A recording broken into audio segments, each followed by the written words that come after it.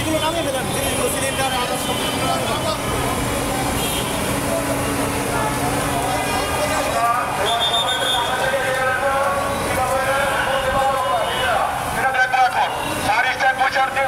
আমরা কিভাবে আগুন নেবাবো আমরা এটা দেখবো এখন। আমরা সবাই এখানে আসি।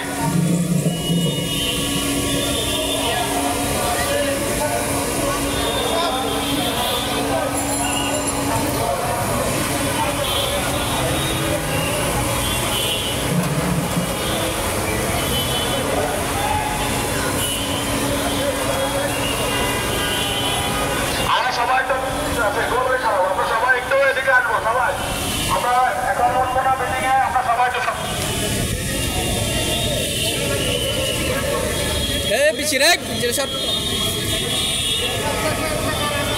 এখন আমরা এখানে নিয়ন্ত্রিত আগুন দেব।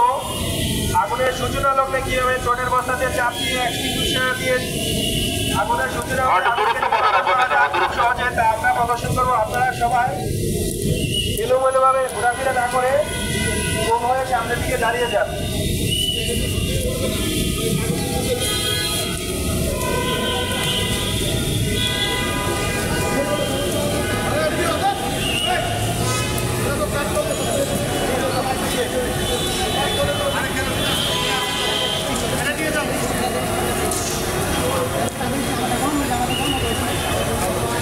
হ্যালো, আমরা একটু সবাই দিকে চলে আসি। এখানে একটা নিয়ন্ত্রিত আগুন লাগানো হবে এবং একটা গ্যাসের সিলিন্ডার আগুন লাগানো হবে। আমরা একটা প্র্যাকটিক্যাল সেশন করলে আসলে যদি সত্যিকারের সময় একটা দুর্ঘটনা ঘটে আমরা সহজে আগুন নির্বাপন করতে পারবো। আমরা একটু সবাই সামনের দিকে চলে আসি।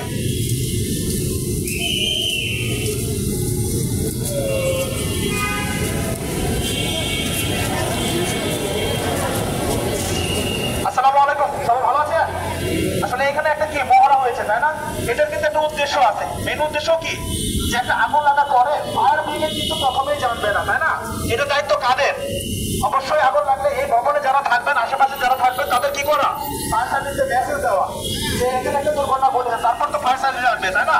এই জন্য সবাই আমরা 102 এই নাম্বারে ফায়ার সার্ভিসের জন্য 102 এর সাথে কি করবে, ফায়ার সার্ভিস চলে আসবে। এর আগ পর্যন্ত ফায়ার সার্ভিসে আসার আগ পর্যন্ত এই ভবনের এবং আপনার নিজের লাইফের সম্পূর্ণ কি এই সম্পূর্ণ নিজেদের দায়িত্বে এই ভবন এবং নিজেকে রক্ষা করতে হবে।